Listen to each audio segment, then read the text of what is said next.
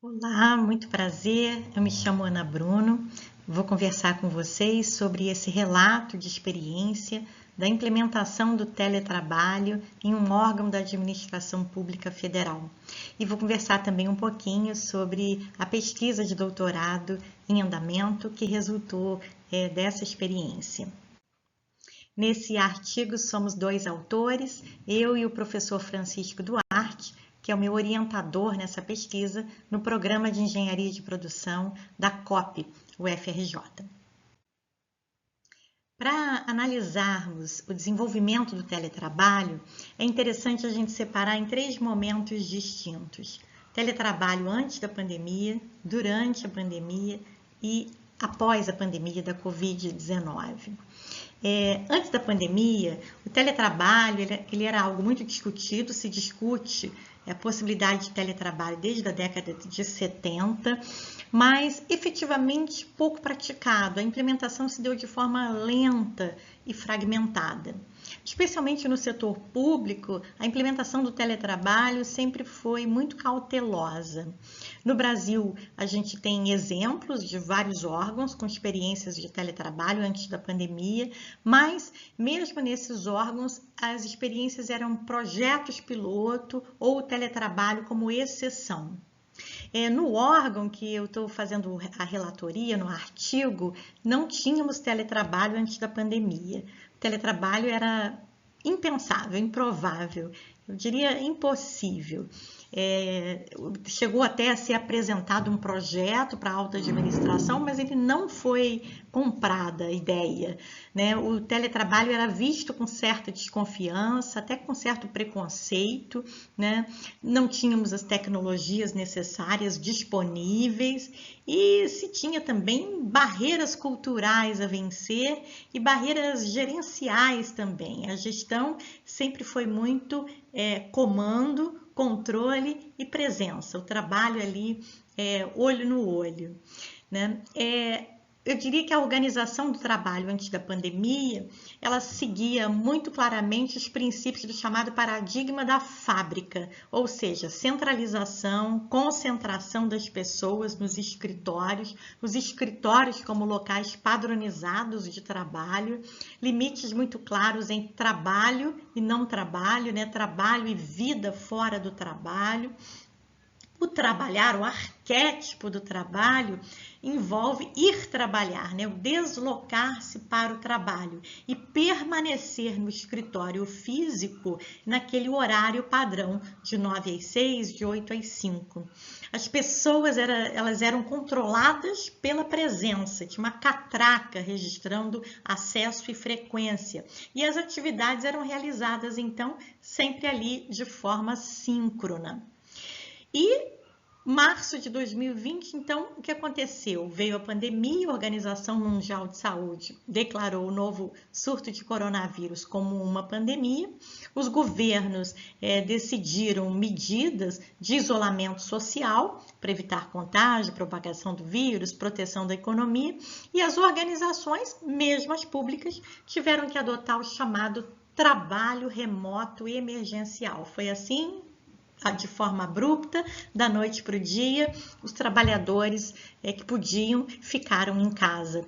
E isso acabou sendo um grande laboratório, uma experiência mundial, um experimento organizacional natural de teletrabalho em massa, único em tamanho e abrangência, o que acabou por transformar o trabalho. Houve uma expressiva aceleração da transformação digital, da digitalização, da virtualização, a introdução ágil de tecnologias da informação e comunicação disruptivas, né? O que levou a mudanças organizacionais rápidas, apesar de ser um projeto para isso e de forma descoordenada, dada a urgência do contexto. Eu diria que o trabalho remoto emergencial na pandemia mudou processos de trabalho, mudou os modos como as pessoas colaboram, interagem, cooperam entre si, dimensões que influenciam a cultura organizacional. A experimentação dessa nova forma de trabalhar acabou por trazer uma consciência de confronto entre esse paradigma da fábrica, esse arquétipo do trabalho humano e a possibilidade de um trabalho mais autônomo, realizado inteiramente de forma digital, remota, pela internet, com uma relativa facilidade e sem necessidade de deslocamento para o trabalho. Ou seja, há ali um rompimento, claro, dessas dimensões tradicionais de espaço onde eu trabalho e de tempo, quando o trabalho é realizado. Os servidores, eles se adequaram, deram conta das entregas, a missão institucional no período foi cumprida. Ainda na pandemia, o governo federal publicou regulamentações que reformularam o PGD, o Programa de Gestão e Desempenho. E esse programa libera os agentes do controle de frequência e o substitui pelo controle de entregas e resultados. Há um plano de trabalho, entregas previstas que são acompanhadas e avaliadas. E com isso formaliza e até incentiva o teletrabalho, não o trabalho remoto emergencial definido por conta de uma pandemia de maneira imposta, mas o teletrabalho como uma modalidade aceita na administração pública federal, independentemente do contexto pandêmico. Bom, as experiências de teletrabalho durante a pandemia deram então à força de trabalho essa consciência sobre a possibilidade e as perspectivas de novas formas de trabalho, de arranjos flexíveis de trabalho da pandemia em diante. Maio de 2023, a Organização Mundial de Saúde declarou o fim da pandemia. E de lá para cá, o que temos visto, né, são organizações convocando os trabalhadores para o retorno ao trabalho presencial, seja por justificativa de enfraquecimento da cultura organizacional, por uma necessidade de construção ou recuperação de relacionamentos e conexões, seja por uma percepção na queda de produtividade ou do engajamento dos servidores, seja por dificuldades com a gestão remota mesmo, passaram a convocar e eu diria que não sem enfrentar resistências e dificuldades para convencimento dos trabalhadores ao retorno, né? A pandemia, ela reacendeu discussões sobre o teletrabalho, reacendeu discussões e debates sobre vantagens e desvantagens, sobre o futuro do trabalho, né? Sobre as lições aprendidas na pandemia e o que é que tem retorno e o que não tem, ou seja, que consequências vão ser muito mais significativas e de longo alcance e que levam a transformações nas organizações e na sociedade mesmo como um todo. Muito bem.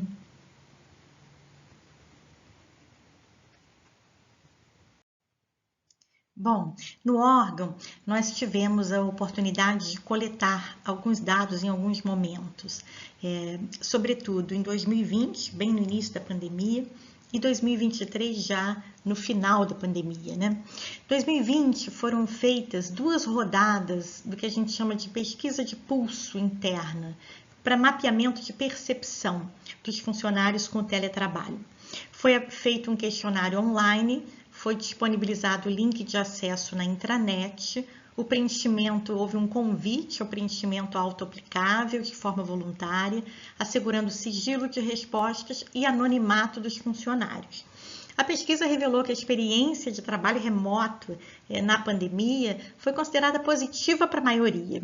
O primeiro levantamento foi entre junho e julho de 2020, a gente vê aí na tabelinha 70% dos respondentes satisfeitos ou muito satisfeitos com o trabalho remoto e 77% adaptados ou totalmente adaptados à modalidade. Depois se repetiu a pesquisa com o mesmo questionário em outro momento, outubro, novembro de 2020, e a gente vê que os índices subiram, né? 82% adaptados ou totalmente adaptados.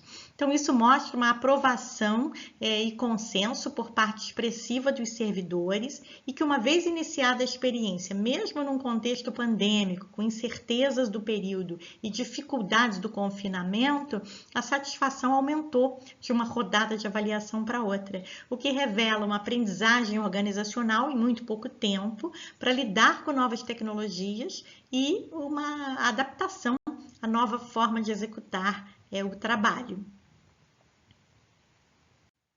Em 2023, já após o encerramento da pandemia, outras duas oportunidades de coleta de dados. Primeiro, no último trimestre, outubro a dezembro, foram promovidas rodadas de diálogos com os servidores para manifestações voluntárias sobre assuntos diversos. Tinha chegado uma nova gestão no órgão e ela queria ouvir os servidores. E um dos temas propostos pelos próprios servidores foi o PGD e o teletrabalho.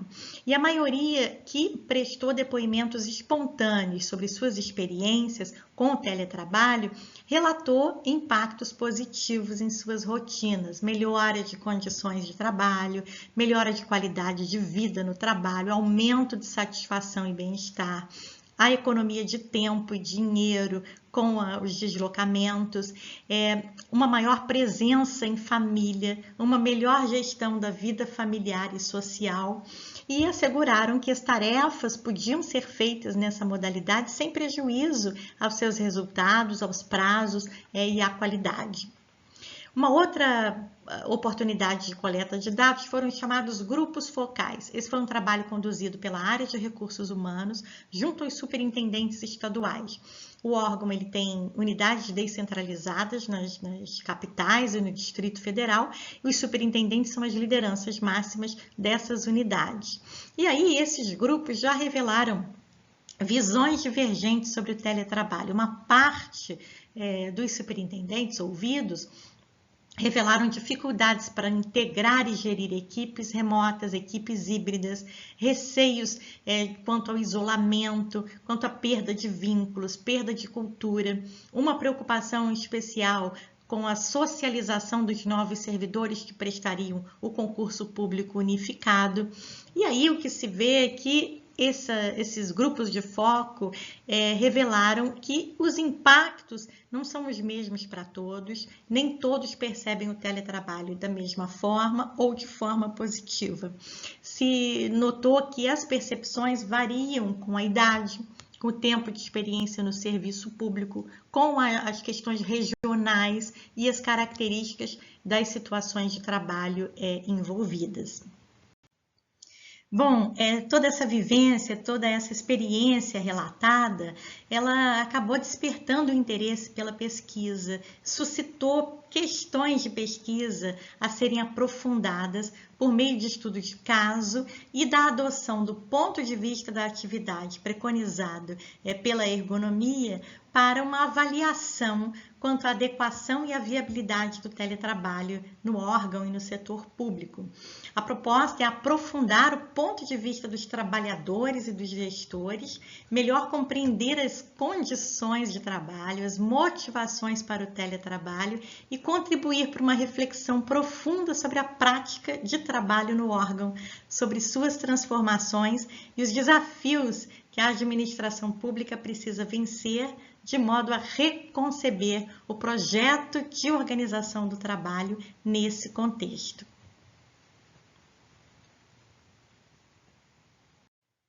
Bom, é isso que eu tinha para compartilhar com vocês. Agradeço a todos pela atenção, em especial a Abergo pela oportunidade e desejo a todos um ótimo congresso.